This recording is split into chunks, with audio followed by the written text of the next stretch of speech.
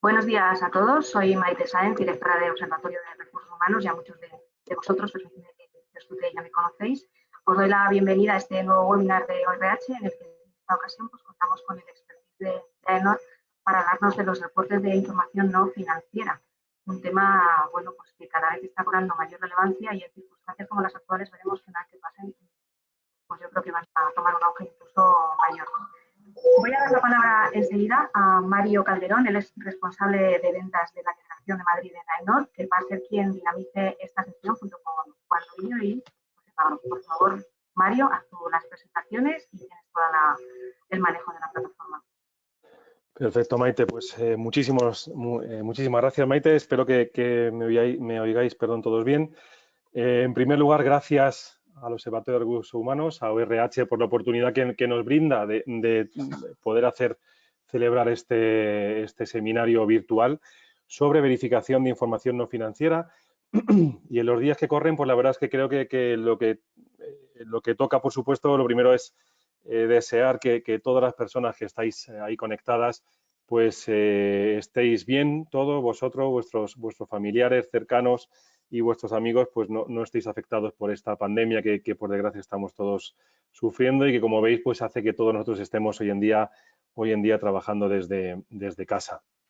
Decía Maite, y creo que ya apuntaba un elemento esencial, y es la importancia que la responsabilidad social corporativa, que sin duda ya estaba teniendo, pero que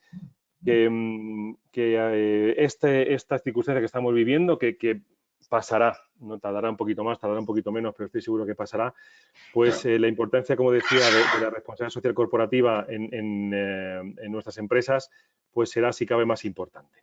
Hace poco más de un año, en diciembre, si recordáis, creo recordar el Día de los Inocentes, precisamente, nos desayunábamos con una publicación en el BOE de la Ley 11 del 2018 que obligaba a las empresas grandes, particularmente aquellas con más de 500 empleados, a desarrollar y a verificar hacer una verificación de información, un reporte no financiero. Y el año pasado comenzaron las primeras experiencias. Y bueno, este año ya tenemos un poquito más de expertise en el desarrollo de ese tipo de verificaciones y consideramos además ahora que es un momento en el cual las empresas estáis muchas ya cerrando el año y estando la necesidad de hacer esa verificación, pues un poco poder resolver las dudas que pudierais tener. Hemos habilitado el chat para que cualquiera de vosotros podáis hacer preguntas, y os animo a que las hagáis a las dos personas que me acompañan hoy en esta jornada. La primera de ellas es José Magro, ambos son compañeros de AENOR. José Magro es el gerente de sostenibilidad y responsabilidad social corporativa en AENOR, y por otro lado tenemos a Juan Novillo, que es el responsable de desarrollo de negocios, desarrollo de productos de sostenibilidad. Es decir, que estamos hablando de dos de las personas que más saben en AENOR sobre la verificación de la información no financiera. Por situaros, puesto que les estáis viendo, Pepe es la persona que comparte gafas como yo, mientras que Juan es la persona con el jersey azul que no tiene gafas. Y sin más, pues vamos a comenzar. Y me gustaría comenzar haciendo una pregunta a José, a Pepe, para los amigos y compañeros, sobre el concepto mismo de la verificación de información no financiera, un poco para ir centrando el tiro, si me permitís la expresión. Y Pepe, me gustaría comenzar con esto, preguntándote qué es esto de la verificación no financiera. Muy bien. Bueno, pues buenos días a todos y un placer poder estar con vosotros comentando este tipo de cuestiones. Bueno, lo primero, en cuanto a lo que me estás preguntando de en qué es esto de la verificación no financiera, indicar, como tú ya has anunciado, que es una verificación reglamentaria.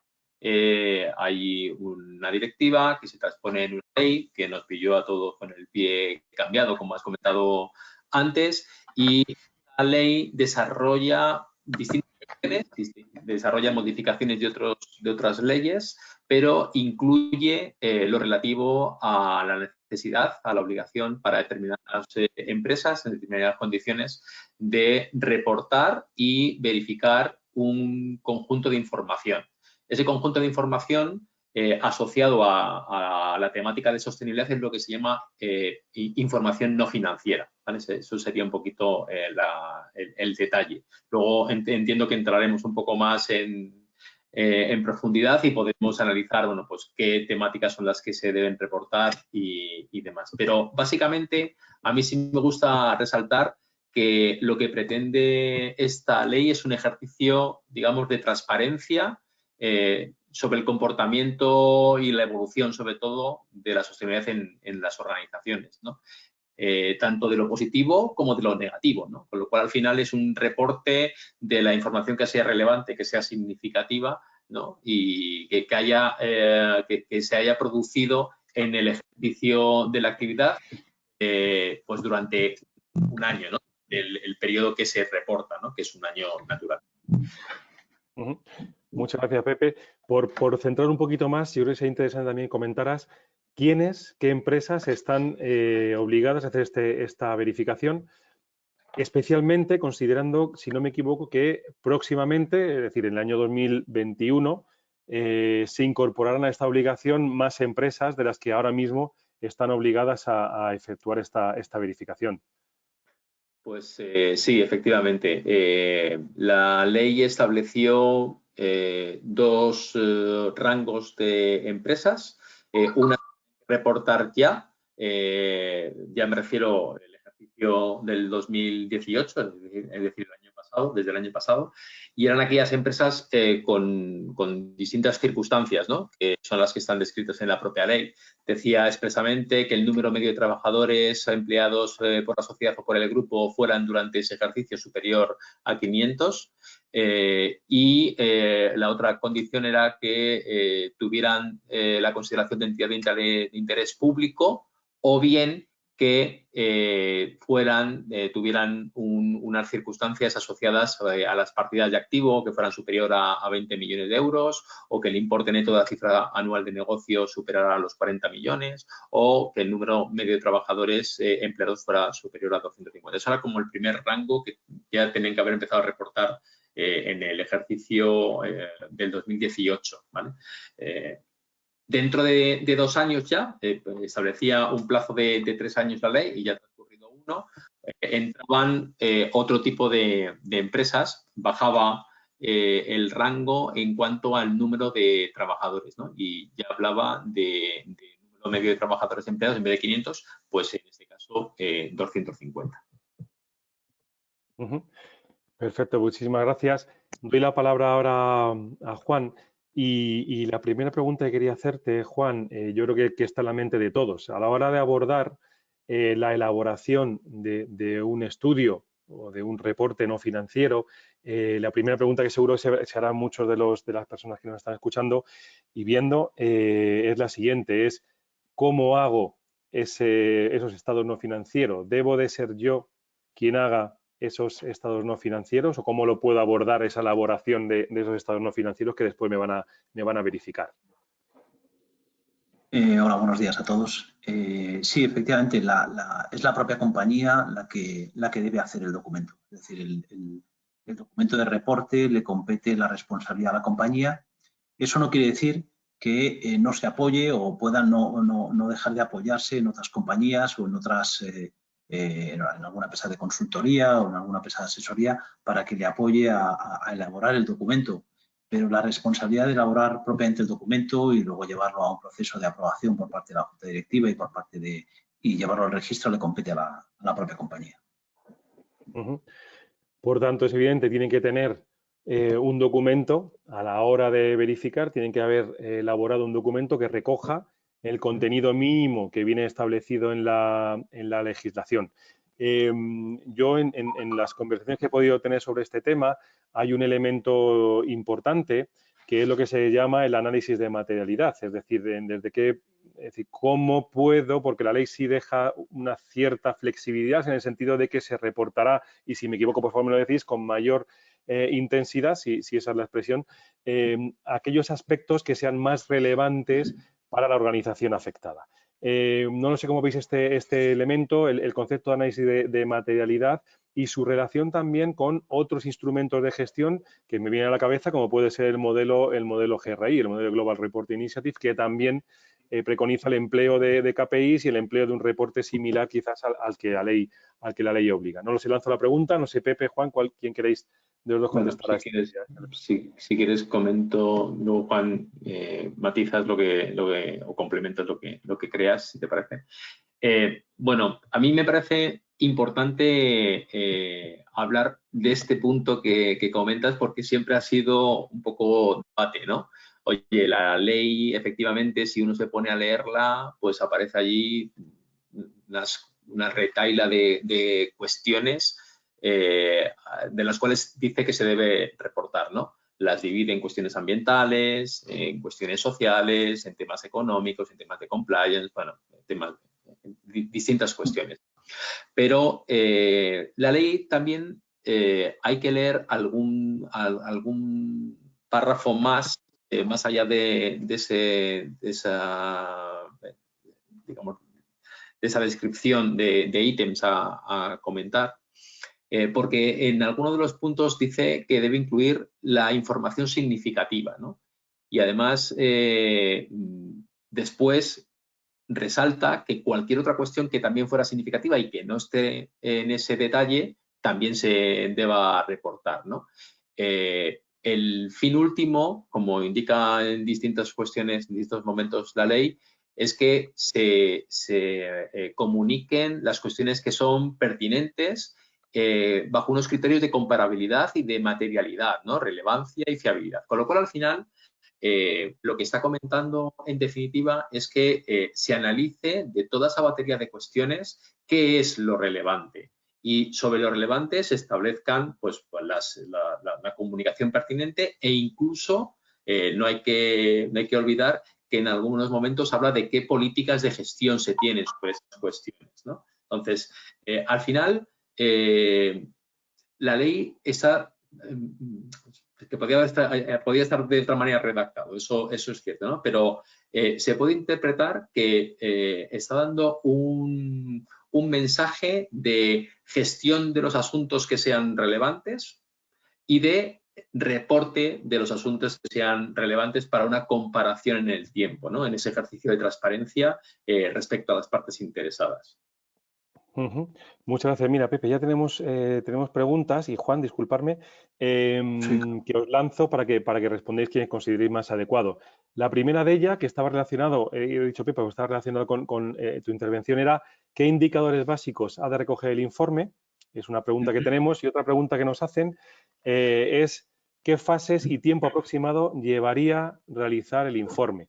Y yo, si me permitís, me gustaría completar esta pregunta con otra pregunta adicional y es que seguro que también nos preguntarán ¿quién generalmente lidera dentro de una organización el desarrollo de este informe? Porque es un informe que contiene un montón de elementos de distintos ámbitos, como tú comentabas, y bien es cierto que muchas veces no está claro si es un elemento que compete más al ámbito financiero, al ámbito de recursos humanos, al ámbito de responsabilidad social o a todos ellos. Lanzo las preguntas al aire para que la contestéis, perdón, quien consideréis. Juan, si quieres, o si quieres... Bueno, comento la parte de quién debe, dentro de una organización, quién debe abordar la elaboración de este documento.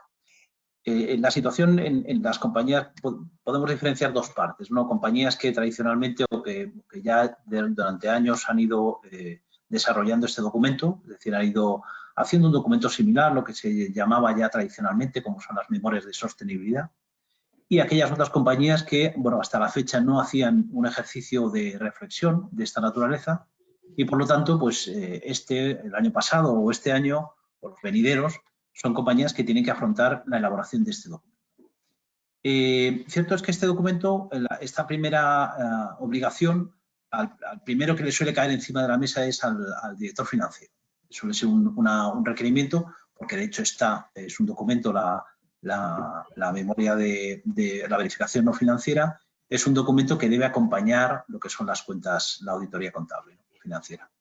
Entonces, bueno, repito, es el primer requerimiento a este perfil, generalmente de las compañías, Y lo cierto es que, bueno, la primera dificultad que tiene esta persona es que casi la totalidad del reporte que tiene que hacer en estas materias, generalmente él no lo domina. Es una serie de contenidos en el ámbito social, en el ámbito medioambiental, en políticas de recursos humanos, en políticas sociales, que, repito, no están en su ámbito de competencia, y lo que tiene que hacer es, de alguna forma, articular pues, a todo el equipo de trabajo de la organización, que sean cabeceras de estas temáticas, para que, de alguna forma y de manera colectiva, todos vayan agrupando y todos vayan consolidando esta información, no solamente de los indicadores que hace referencia a la ley, sino también de cuáles son las políticas y los resultados de aplicación de estas políticas. En aquellas compañías que han hecho reportings previamente, pues es un ejercicio, es otro ejercicio más, porque las empresas que en años anteriores han hecho, por ejemplo, un reporte de sostenibilidad basado en GRI, pues prácticamente es equivalente. Podemos decir que prácticamente aquellas compañías que han hecho una memoria GRI, una memoria basada en los fundamentos de GRI, puede ese mismo documento repasarlo y darlo por válido, o darlo ya al equipo de verificación de verificación para que lo verifique. ¿Y respecto a los puntos básicos, Pepe?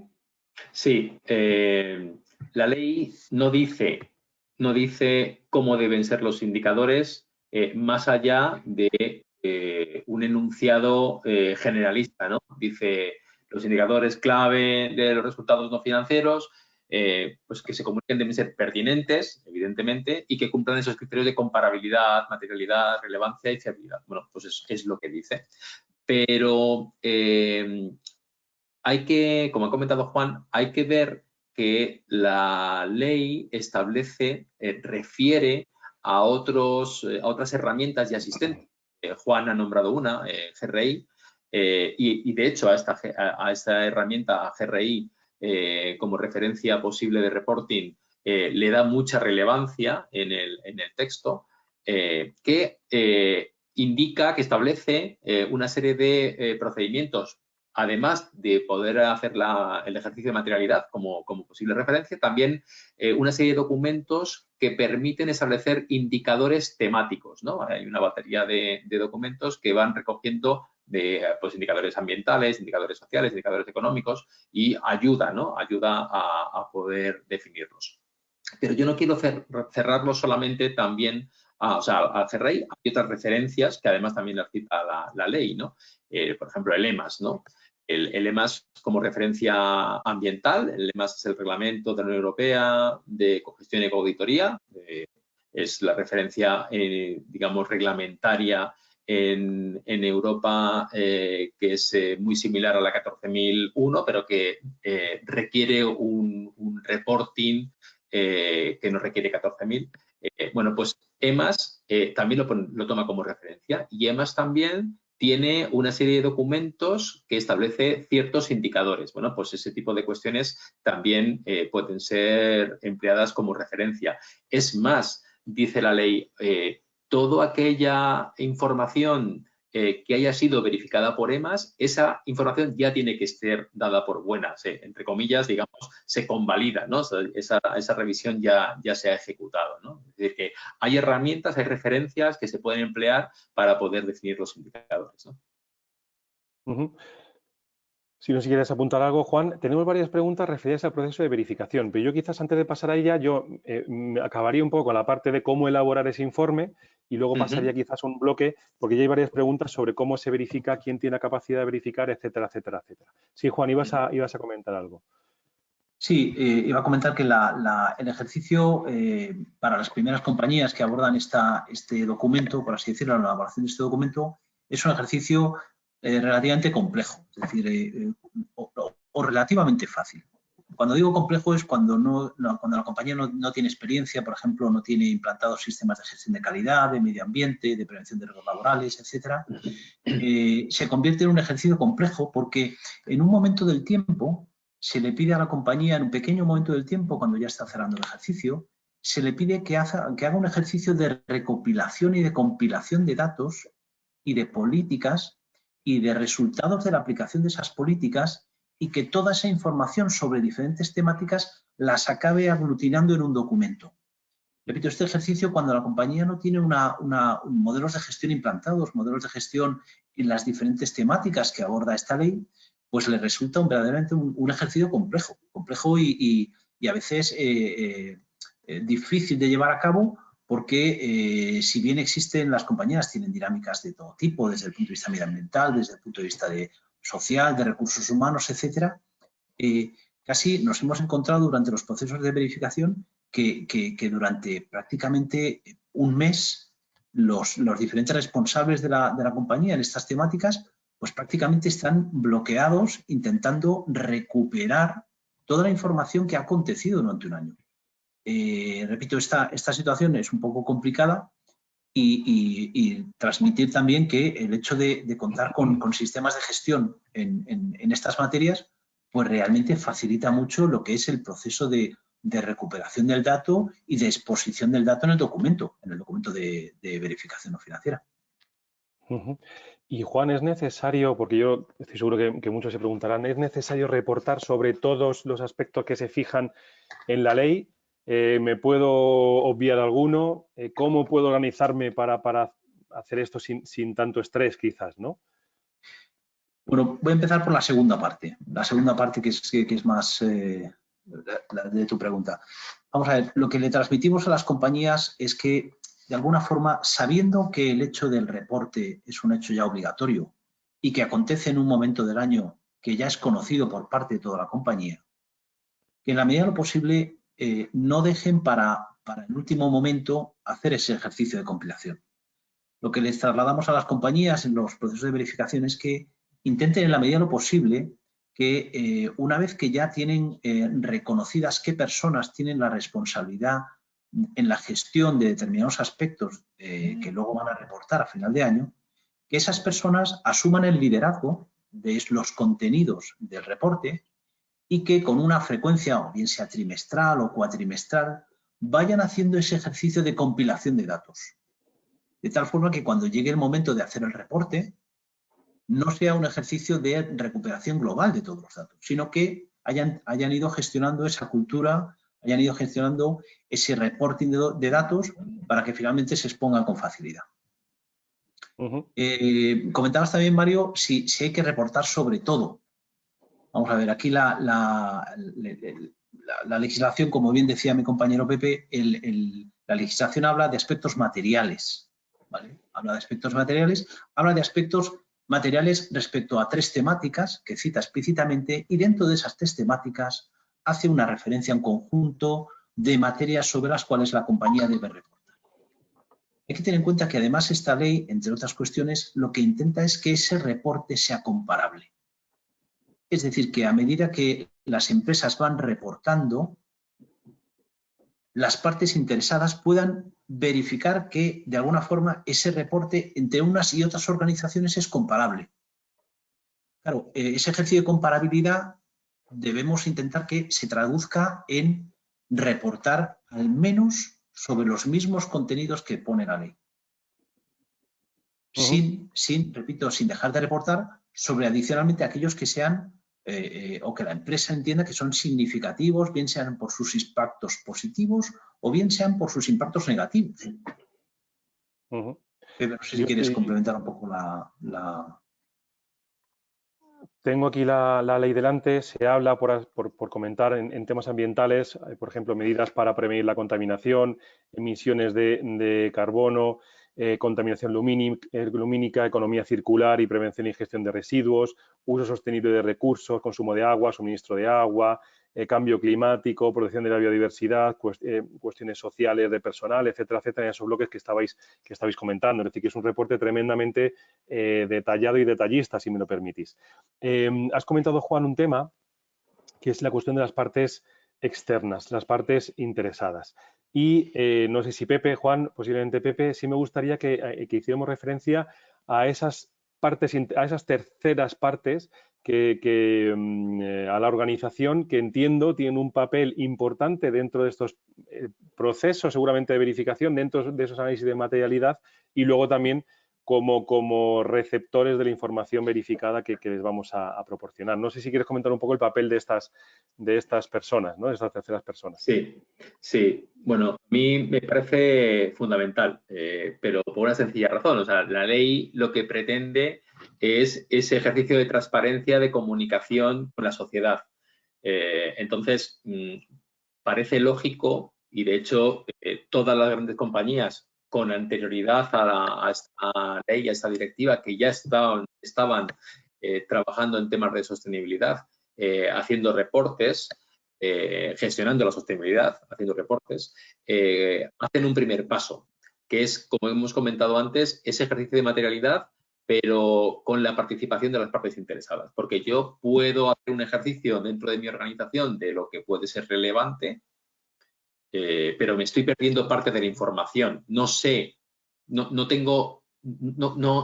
puedo contrastar con el exterior qué es para esas partes interesadas lo relevante. Eso es lo importante. Es decir, que al final yo pueda meter en la coctelera, hablando de forma coloquial, todos los inputs, los internos y los externos, y al final determine qué es lo material, qué es lo importante a la hora de comunicar, ¿vale? Pero Pepe, perdona que te interrumpa, para poner un poco en situación, ¿quiénes son esas partes interesadas? Ponles nombre para que todo el mundo sepa. Estamos hablando de estas partes interesadas. Vale. Bueno, las partes interesadas, bueno, como bien dice la expresión, son todos aquellos que pueden tener interés en mi actividad, ¿no? Y eso podemos hacer distintos círculos concéntricos, desde más proximidad a mí hacia más lejanía. Desde mis proveedores, mis clientes, serían como ese primer círculo de mayor relación, con quien tengo relación aguas arriba y aguas abajo de mi organización, proveedores, contratistas, pero luego también yo trabajo en una comunidad, ¿no? Yo puedo tener relación con las entidades locales, con otro tipo de administraciones, con vecinos, con el ciudadano en general, incluso con mis competidores. Yo puedo tener ese tipo de relación donde al final todos esos están, digamos, interesados en mi actividad y pueden sentirse, digamos, influidos por mi actividad y por mi repercusión en materia de sostenibilidad, ¿no? También estarían, Mario, también estarían los accionistas, claro, es una parte interesada. Las administraciones públicas, bien sean las locales, las autonómicas o las estatales. Es decir, aquí hay un ejercicio de recopilación, que es un poco lo que transmitía mi compañero, es un ejercicio de recopilación de cuáles son los intereses de todas estas partes interesadas. Ese ejercicio de recopilación y de determinación de, en función de qué grado de influencia tienen esas partes interesadas, cuán de importantes van a ser esos asuntos que ellos me están refiriendo, pues a través de preguntas, a través de reuniones que mantengan con ellos y que de alguna forma acabe concretando en un documento donde de alguna forma pueda exponer claramente, oye, este es mi colectivo de grupos de interés, dentro de cada uno de estos grupos de interés tengo este particular interés de esta parte interesada en que haga un reporte sobre esta información y además requiere un reporte de esta información con este grado de detalle. Es decir, ahí es donde la compañía van a ir diferenciándose, porque las compañías, a medida que hacen su propio ejercicio de materialidad, van identificando cuáles son sus particulares partes interesadas y dentro de esas partes interesadas, qué son los temas de interés. Claro, yo diría, digo, por terminar ya con este punto, y empleando otras referencias que existen para poder hacer este tipo de cuestiones, herramientas de gestión como la ISO 26000, GRI que he comentado antes, en general las normas ISO que en la estructura de alto nivel ya han definido esto como un análisis de contexto de la organización, que identifican como 3 etapas, ¿no? Primero, la identificación de las partes interesadas, de cuáles son las partes interesadas. Segundo, la definición de los canales de comunicación con las mismas. Y tercero, en definitiva, el conocimiento y el análisis de las expectativas, ¿no? De lo que hemos recibido en esa comunicación desde las partes interesadas, ¿no? Ajá. Bien, comienzo las preguntas. Voy a intentar ordenarlas para hablar primero, como decía el informe, para pasar ahora enseguida allá los elementos de la verificación en sí. pero hay dos preguntas aquí muy interesantes. La primera, todas son muy interesantes, pero la primera, que creo que lo ha mencionado Juan, es, dice textualmente, si los modelos de gestión tipo ISO 9000, ISO 14000 con sus correspondientes KPIs serían válidos para cubrir la directiva. Y relacionado también con esto es si debo justificar por qué un indicador, por ejemplo, no es significativo para mi organización y si puedo obviarlo dentro del reporte no financiero. Sí, bueno, es que como comentaba, efectivamente, todo lo que sea, vamos a ver, tanto la norma 9001 como la 14001 son normas que se definen ya con una estructura de gestión común y con unas metodologías de reporting que son perfectamente compatibles con el reporting de sostenibilidad de verificación no financiera. Evidentemente, cuando las limitamos, es decir, cuando hablamos solamente de la norma ISO 9000 de calidad, pues evidentemente podremos cubrir dentro de ese reporting de sostenibilidad la parte de calidad recuperando la información que nos arroja nuestro sistema de gestión de la calidad basado en ISO 9001. De igual forma, cuando tenemos un sistema de gestión de 14000 implantado, podremos capturar esa información y esas metodologías y esas operativas de trabajo para, recopilándolos, incorporarlos al reporte de sostenibilidad de verificación no financiera. Es decir, este ejercicio en cada uno de sus contenidos va dando contenido a su vez al reporting de verificación no financiera. Y Juan, cuando un indicador no se considera significativo, ¿cómo se aborda dentro de un informe? ¿Se obvia, se indica, se reduce muchísimo la aportación de documentación en ese indicador? Vamos a ver, el reporting del indicador, lo ha comentado Pepe antes, tenemos que hablar de significatividad, es decir, de la materia que vamos a reportar que tenga interés, debe ser de interés por parte de las partes interesadas. Si el reporte que vamos a abordar no tiene significancia, debemos limitar mucho nuestras expresiones dentro de la memoria de sostenibilidad, porque no va a dejar de ser la memoria de sostenibilidad un documento donde muchas de las áreas de la organización van a querer incorporar mucha información para que la compañía de alguna forma refleje todo el conjunto de políticas y de procedimientos y de indicadores y de gestión sobre todas las materias que aborda el reporte. Entonces, al final hay que ir concretando y hay que ir sustanciando aquellas que sean relevantes. Pepe, no sé si quieres apuntar algo al respecto. Sí, yo al comienzo he querido resaltar que la ley, el fin último es el reporte, ¿vale? Ese ejercicio de transparencia. Pero la ley, y evidentemente la directiva también, porque es de donde se parte, introduce las referencias a la gestión, a las políticas que se tienen sobre los asuntos materiales.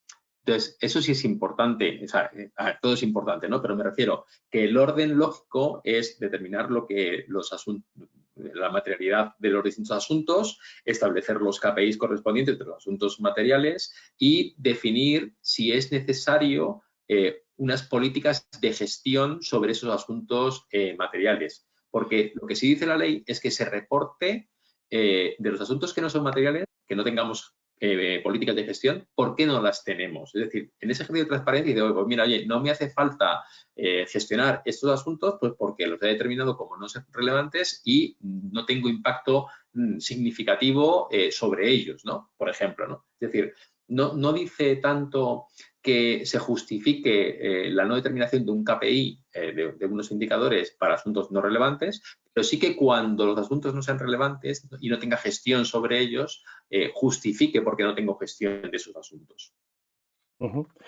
Perfecto, muchísimas gracias. Comenta alguien con buen criterio que no debemos olvidar, obviamente, como grupo de interés los empleados, y es cierto, es quizás el grupo de interés más importante, creo que no lo hemos mencionado, ciertamente. Y aquí hacen una pregunta que es una de las preguntas del millón, es decir, ¿cuál es la aportación de valor añadido para las organizaciones la realización de este tipo de informe? Bueno, a ver, hay que partir que es una verificación o que es un ejercicio reglamentario, es decir, yo obligatoriamente en esas casuísticas que hemos comentado al principio, en este tipo de empresas, yo tengo que hacerlo. Ahora, ya que lo tengo que hacer, voy a hacerlo de una forma que me pueda aportar valor a mí, ¿no? hay probablemente muchas organizaciones que sí han establecido ya ejercicios de gestión de la sostenibilidad y, bueno, y han realizado determinados reportes en materia de sostenibilidad, pero hay a lo mejor organizaciones que no han acometido este hecho. Bueno, pues si ahora les toca por lo que le dice la ley, lo lógico sería ya hacerlo de una forma, digamos, que aportara un valor. Y para mí el valor tiene que ser en dos sentidos. Por un lado, desde un punto de vista del ejercicio de reflexión de qué es lo relevante dentro de la organización, y volvemos a insistir. Por otro lado, de definir políticas de gestión sobre esos asuntos relevantes, ¿vale? Para ir mejorando en el tiempo y, en último caso, ese reporte, en ese ejercicio de transparencia, que sea lo más amigable posible con las partes interesadas, ¿no? Que me sirva para acercar mi actividad y mi repercusión en materia de sostenibilidad a esas partes interesadas, ¿no? Sí, y complementando un poco lo que decías, Pepe, esto no deja de ser una presentación de la compañía. Es una presentación en continuo. Es decir, no es que yo vaya a emitir un documento puntualmente un año y ya me olvide el tema, sino que va a ser una presentación donde las partes interesadas van a tener una fotografía que todos los años se va a ir moviendo. Hay que tener en cuenta que este ejercicio de transparencia tiene que ser consistente y tiene que ser veraz. Es decir, la compañía de alguna forma se expone y se expone ante temáticas que son de gran interés. No olvidemos que estas temáticas de sostenibilidad, estos ejercicios de transparencia y sostenibilidad, no es que sea una moda de la Unión Europea, no es que sea una moda del legislador español. Estas políticas de transparencia en materia de sostenibilidad son corrientes que vienen desde hace ya varias décadas y que están en otros continentes, en otras zonas de regiones, están muy sólidos y muy implantados.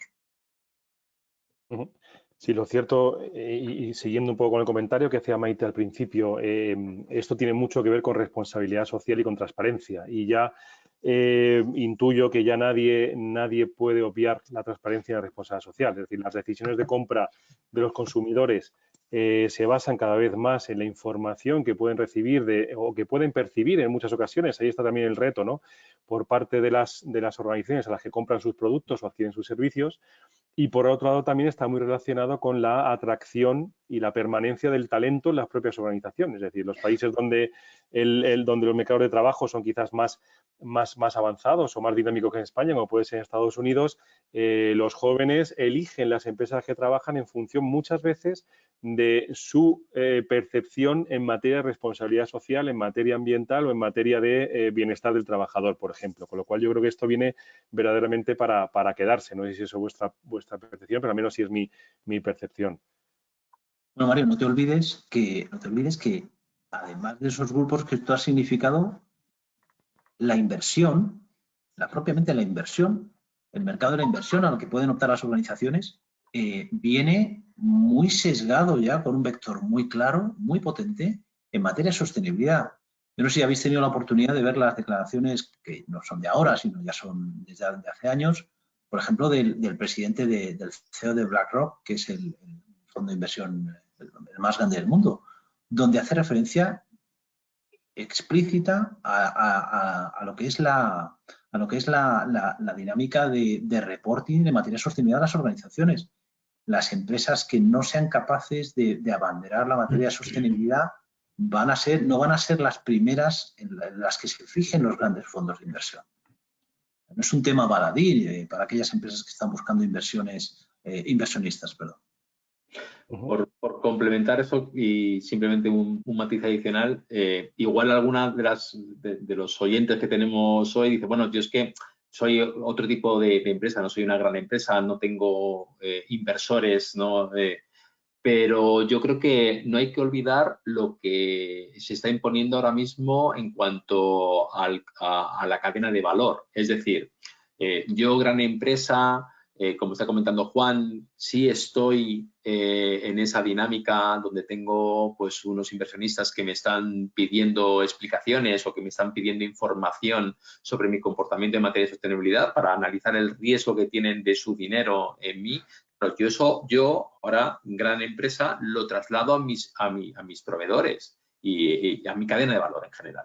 Porque cualquier problema en temas sociales o en temas ambientales de mi cadena de valor, al final me repercute a mí, gran empresa. Con lo cual, yo, pequeña empresa, también me siento arrastrado por esta influencia, ¿no? Por esta corriente, ¿no? que enunciaba Juan, donde el capital, donde el que pone dinero quiere ver el riesgo que está asumiendo en esa empresa, ¿no?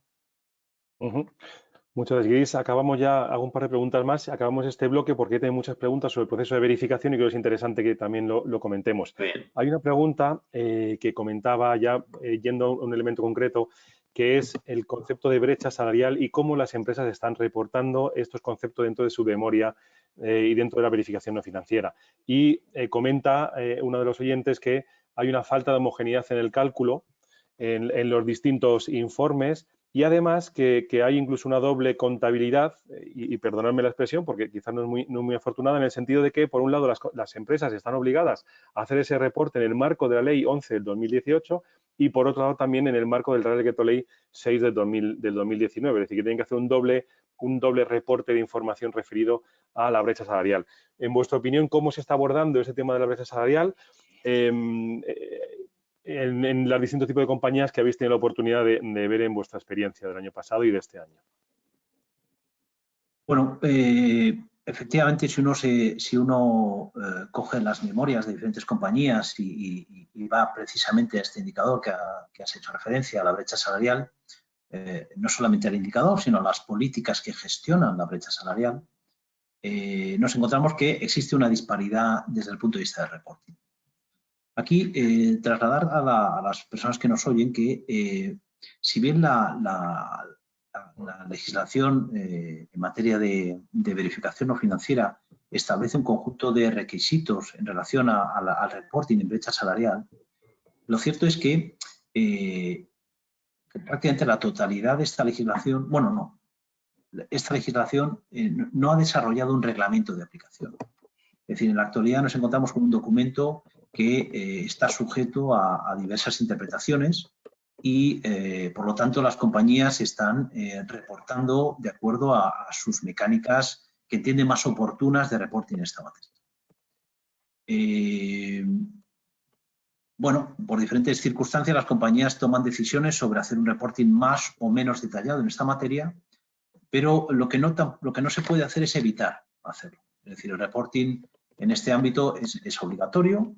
Es obligatorio también describir lo que es la parte de las políticas de gestión asociadas a la brecha salarial y además las políticas hacia dónde van, porque cuando uno se define unas políticas también se definen unos objetivos y también se definen unos objetivos en el tiempo.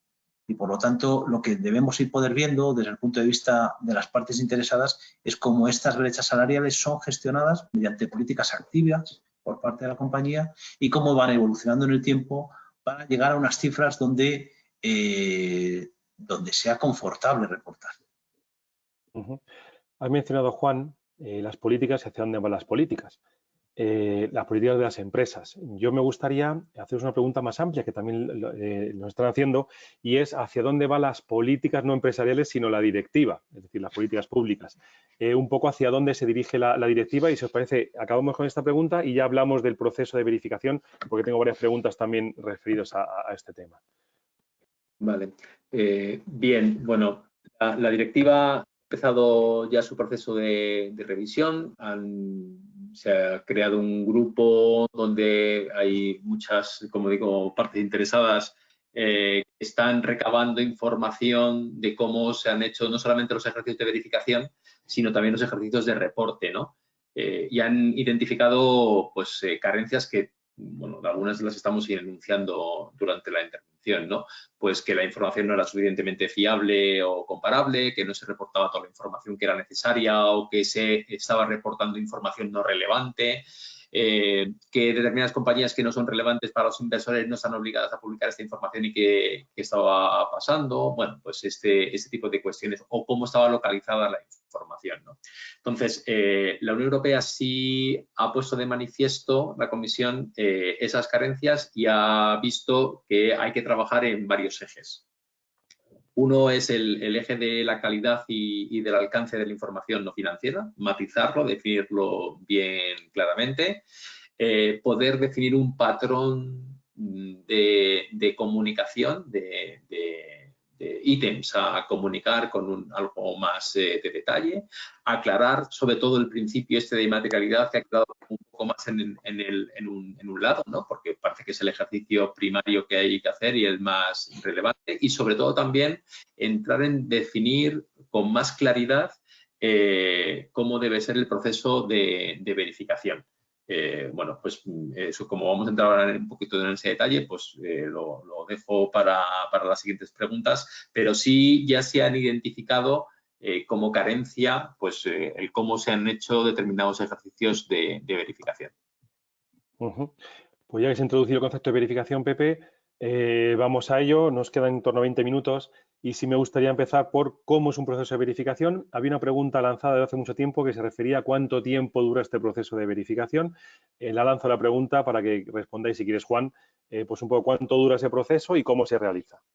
Y ahora entramos a ver un poco también los perfiles de las personas, que también aquí había preguntas desde el principio lanzadas sobre los perfiles idóneos para realizar esta verificación, que ya aprovecho para responder una de las preguntas, si me permitís, preguntaba uno si debe, una persona, perdón, si debe de haber una verificación externa por parte de tercera parte, y la pregunta y la respuesta es evidente, es sí, tiene que haber un proceso de verificación externa por tercera parte.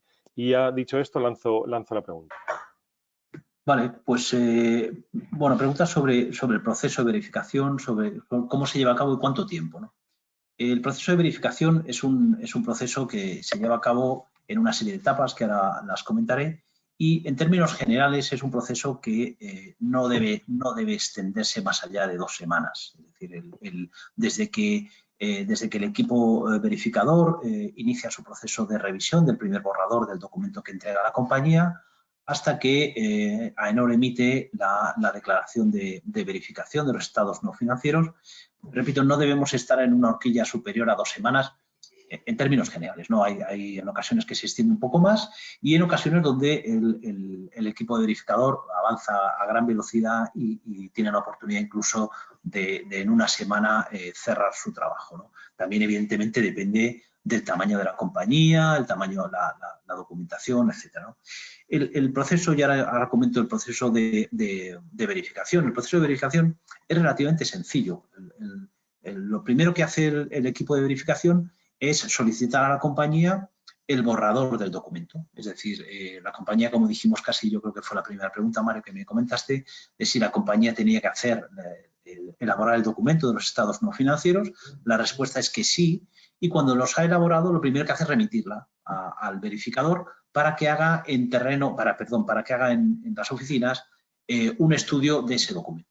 En ese estudio de ese documento lo que va es, de alguna forma, a tomar conocimiento, un conocimiento claro de cómo es la compañía, y por otro lado va a poder un poco empezar a tomar conciencia de qué aspectos son los más relevantes para luego desarrollar el ejercicio de verificación.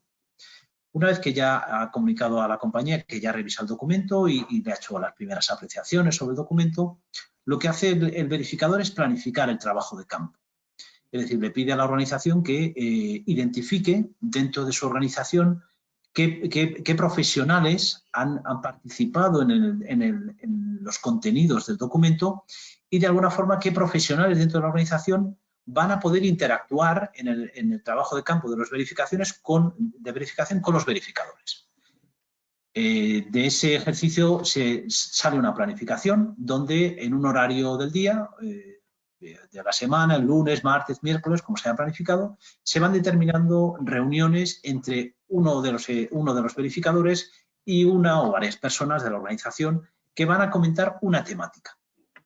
Por ejemplo, podemos coordinar una reunión de 9 a 10 y media con el responsable de recursos humanos, en particular con la persona que lleva a cabo todos los que son los procesos de formación de la compañía, y lo que vamos a analizar van a ser las 2 páginas de contenidos del borrador de verificación no financiera, donde hace referencia a las políticas en materia de formación, así como a los indicadores que está reportando dentro del documento.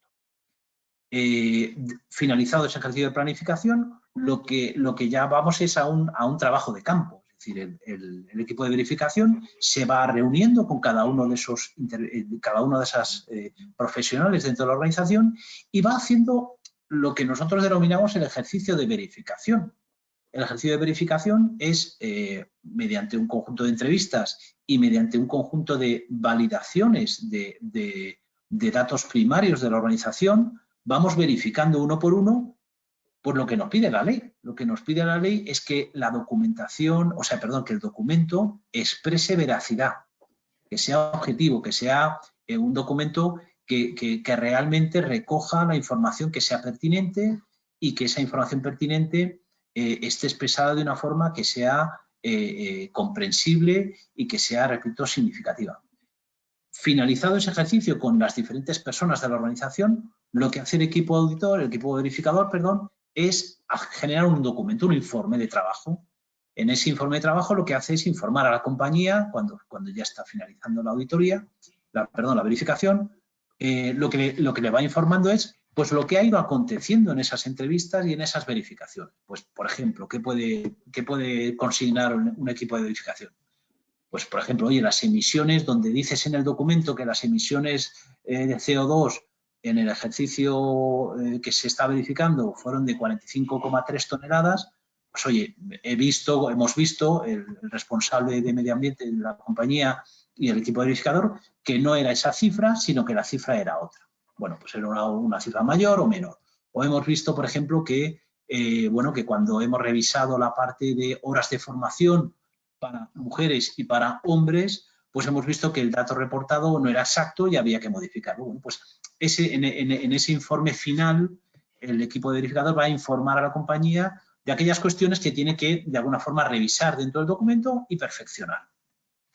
A partir de ahí, generalmente el equipo de verificador ya vuelve a su oficina y a otras labores, y la compañía lo que hace es revisar ese documento, es decir, va una por una aquellas consideraciones, si es que ha tenido alguna consideración el equipo de verificación, reflejadas en el informe, las va matizando esas consideraciones y lo que hace es remitir, cuando ya las ha revisado, las remite otra vez al verificador jefe, la remite por correo electrónico, le remite a la memoria y el verificador jefe lo que va a hacer es, de alguna forma, ir revisando lo que queda pendiente de corregir dentro del informe y finalmente le da el visto bueno. Cuando está toda la documentación bien, la información bien reportada, le da el visto bueno y a partir de ahí las áreas técnicas de AENOR se encargan ya de emitir el documento de verificación, de declaración de verificación. Preguntan aquí varias preguntas referidos a los requisitos que han de cumplir las verificaciones externos en cuanto a su calificación o su expertise profesional. Y aprovecho también para haceros una pregunta que ha llegado hace unos instantes, que se refería sobre el periodo que se verifica. Dice, la verificación se realiza de la memoria que realizamos este año con los datos del año pasado o bien auditan la memoria realizada del año pasado. Yo creo que eso está muy relacionado con los datos financieros, es decir, con el reporte financiero, puesto que se presentarán las cuentas junto con el correspondiente informe de verificación no financiera del mismo periodo que los propios estados contables se han depositado. Pero bueno, os dejo la pregunta en vuestras manos. Sí. Bueno, básicamente lo has comentado, es decir, efectivamente pide del ejercicio anterior, del ejercicio de actividad anterior. Eso en general es el año natural, pero si hay alguna compañía que tenga otro periodo de reporte de cuentas, pues el ejercicio natural es el ejercicio de reporte de cuentas, incluyendo la parte no financiera o la parte de sostenibilidad, ¿no? Y referido a los criterios de calificación del personal. Sí, bien. Tanto la directiva como la ley, cuando habla de verificación, lo enuncia muy levemente. La ley en concreto dice que el auditor de cuentas tiene que comprobar que la información se encuentra, lo dice así textualmente en un momento, y luego dice que un prestador de servicios de verificación independiente debe verificar esa información. Es decir, el ejercicio de verificación tiene que ser realizado por un prestador de servicios de verificación independiente, porque el auditor de cuentas lo que tiene que hacer es comprobar que la información se encuentra incluida, pero el proceso de verificación es otro, que es el que estoy comentando. La ley no dice más. No hay hasta el momento un desarrollo reglamentario que aclare, que precise este tipo de términos, ni otros. Se espera que finalmente haya, pero de momento no lo hay. Tenemos que ir a otro tipo de fuentes para poder, o de referencias, para poder empezar a justificar el buen proceso de verificación. Yo no hablaría solamente de la competencia técnica, yo hablaría del buen proceso de verificación, ¿no? Y para mí, o en general para los verificadores, las 3 cuestiones básicas que debe cumplir un buen proceso de verificación es, evidentemente, como has comentado, Mario, la competencia técnica del equipo de verificación. La segunda cuestión son un buen proceso, un proceso definido de verificación. Las cosas se tienen que hacer de una determinada manera. Y la tercera cuestión, también para mí fundamental, es el hecho del conflicto de interés, del no tener conflicto de interés en el ejercicio de verificación frente a la empresa o frente a la información que se está verificando. Bueno, pues desde el año pasado a referencias de verificación hay muchas, hay muchas en distintas temáticas, ¿no? Pero el año pasado ISO publicó finalmente una norma, que es la 17.029, que va dirigida a las entidades que realizamos procesos de verificación y de validación e incluye todo el detalle de esas 3 cuestiones básicas que he comentado. Describe con todo lujo de detalles de cuándo se puede considerar conflicto de interés y habla de tener parte en la organización o haber participado en procesos de consultoría o haber hecho otro tipo de actividades con la empresa, no ser objetivo.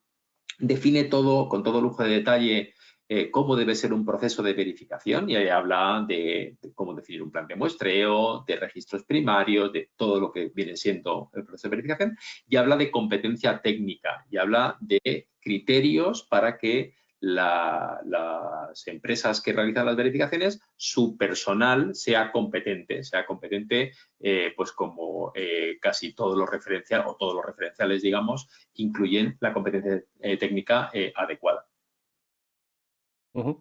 Pues muchas gracias. Sí, Juan, no sé si quieres aportar algo más.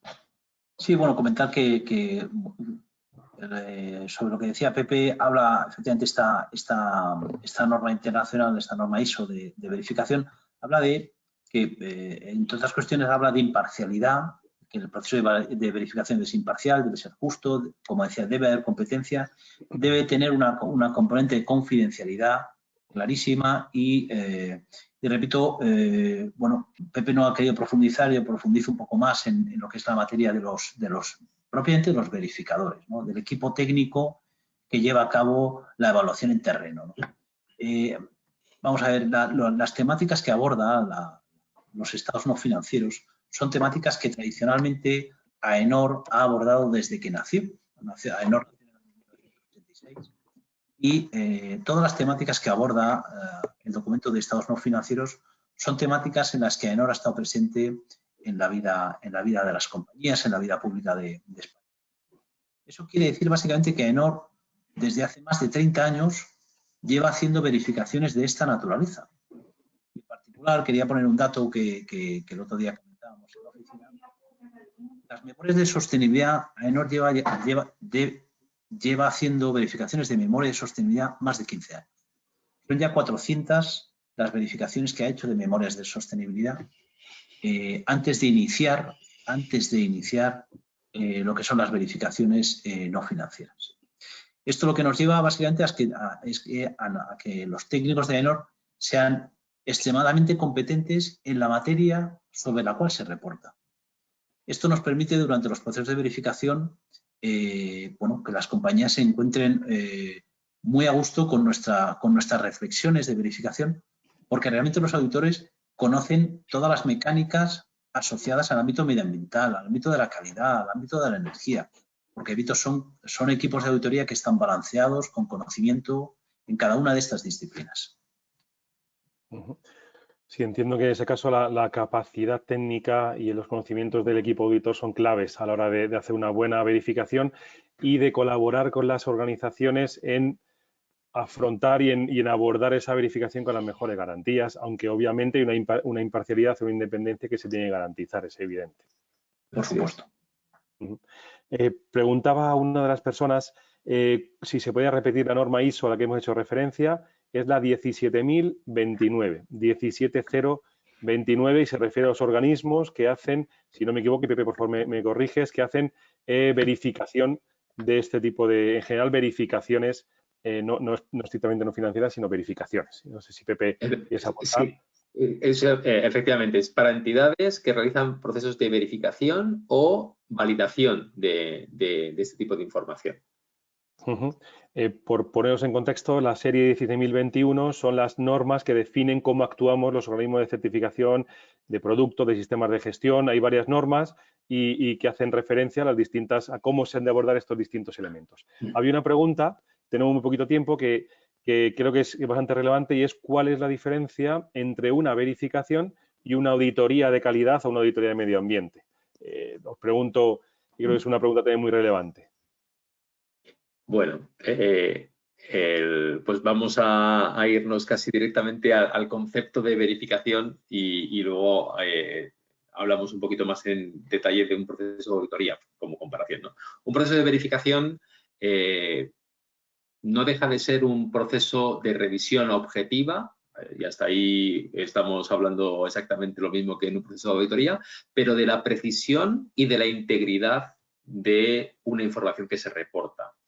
Y eso tiene que ver, si repasamos un poco todo lo que hemos ido hablando durante esta hora, cuando hablamos de precisión hemos hablado de datos, y es decir, de que esos datos realmente sean de suficiente calidad, ¿vale? Que cuando alguien está dando un dato de número de personas, de un dato de brecha de género o de brecha salarial o de emisiones de gases de efecto invernadero o de lo que sea, que ese dato sea consistente.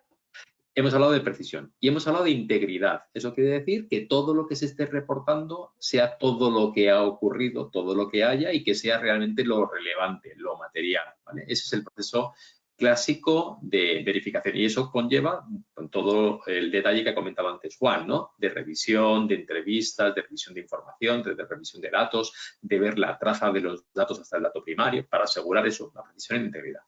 Los procesos de auditoría son procesos de revisión de sistemáticas contra determinados procedimientos, contra determinados requisitos en general, contra una norma, donde se aseguran esas sistemáticas. Pero los procesos de auditoría no implican necesariamente la revisión de los datos. Los procesos de verificación sí implican la revisión de los datos.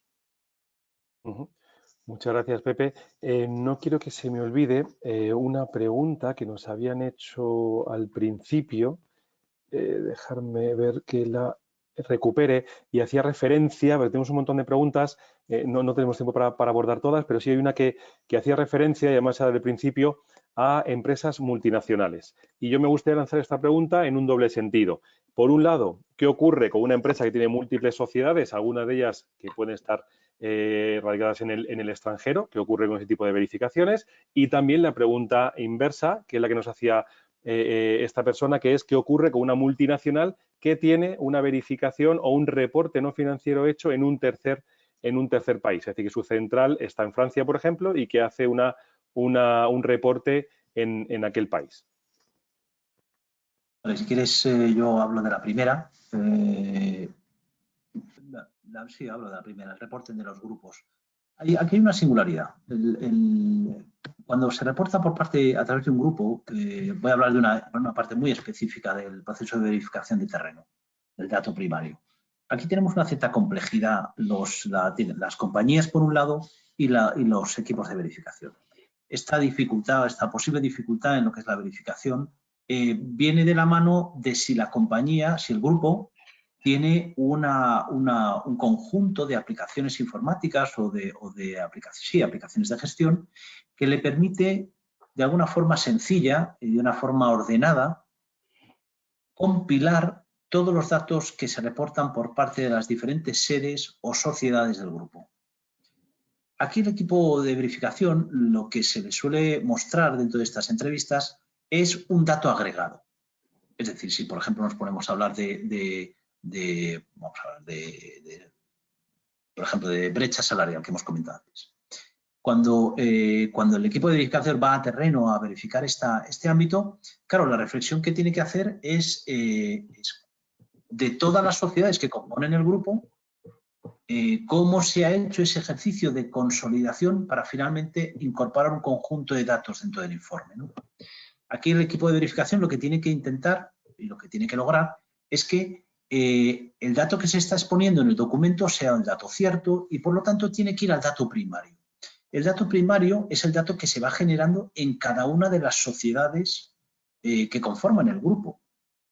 Para eso, claro, si la organización dispone de una herramienta informática donde el dato primario se encuentra ahí y podemos, como verificadores, capturar esos datos, podremos de una manera muy sencilla verificar que efectivamente el dato consolidado que reporta el grupo es un dato cierto.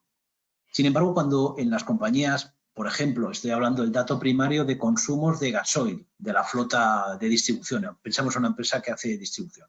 Si estamos intentando recopilar el dato primario, entendiendo por dato primario pues las facturas que emite el proveedor de gasóleo mes a mes a través de todo el año, claro, si este conjunto de registros no está bien almacenado y de fácil acceso, el proceso de verificación se convierte en un poco tortuoso, porque el verificador va a tener que esperar de alguna forma a que, de acuerdo a un plan de muestreo, un conjunto de esas sociedades reporte al menos un conjunto de información de dato primario para que de alguna forma pueda verificar que, pues oye, imagínate, la sede que está en Italia, pues la sede que está en Italia va a reportar información sobre los consumos y bueno, si no la tiene, pues vamos a tener que esperar seguramente al día siguiente para que el gerente que está en Italia o el responsable de medio ambiente de Italia pueda subir a una carpeta todas las facturas o un reporting que emite el proveedor con la tarjeta, imaginaos la tarjeta Solred, por decir una marca, ese dato primario. Entonces, claro, esto puede ser o muy sencillo o muy complicado. Cuando las empresas tienen cultura de reporting y cultura de gestión en esa materia, pues el ejercicio de verificación va a gran velocidad. Cuando no es así, pues se puede convertir en, bueno, la verdad, en una dificultad. Tanto, repito, no solamente para el verificador, sino también para la compañía que antes de que lleguemos nosotros ha tenido que hacer ese mismo ejercicio. Y al revés, ¿qué ocurre con las empresas que están radicadas en el extranjero y que han podido hacer una verificación allí? ¿Están obligadas a hacerla en España? Vale, aquí la reflexión es quizás más sencilla. Cuando la compañía, cuando la matriz del grupo, por así decirlo, está radicada en otro país, la directiva es europea. Entonces, aquellos países que tienen su casa matriz en la Unión Europea no estarán obligadas a hacer un reporting particular siempre y cuando el reporting de su casa matriz les englobe a ellos y con la singularidad de la legislación española. Es decir, si la casa matriz, imagínate si la casa matriz, pues hay un conjunto de información que no ha recogido en ese informe consolidado de la casa matriz con respecto a España, porque hay un apartado en España que habla de personas con discapacidad y resulta que en la legislación de la matriz en materia no financiera, estados no financieros, no hace referencia de una manera explícita a ese apartado, pues tendrá que documentar esa parte lo que es la compañía, la sede española, por así decirlo. Perfecto, acabamos ya, nos hemos pasado 8 minutos. Con el tiempo que vivimos, no podemos dejar de hacer una pregunta que incorpore al coronavirus en toda esta charla. Hacía una pregunta antes y con esta, si os parece, acabamos. Con una indicación es que aquellas preguntas, si os parece, que no hemos podido contestar, que han sido algunas, las podemos subir a un documento y contestarlas. AENOR, aprovecho para deciros, tiene una plataforma que se llama AENOR a tu ritmo, cuya dirección es aenorjornadasendirecto.com, que compartiremos con vosotros. donde colgaremos este webinar con el vídeo, con el audio, para que podáis descargarlo y verlo, y también este documento con información también adicional. Acababa, decía, con una pregunta que hace referencia al impacto del coronavirus en las empresas. Y dice así: en cuanto al famoso COVID-19, en las cuentas anuales de 2019 hay en memoria un apartado de hechos posteriores al cierre en el que habrá que informar sobre su impacto, al igual que en el informe de gestión. En vuestra opinión, ¿consideráis que se debería hacer mención de igual manera en el informe 2019 o sería más bien una cuestión que se incluiría en el informe no financiero del 2020, este impacto?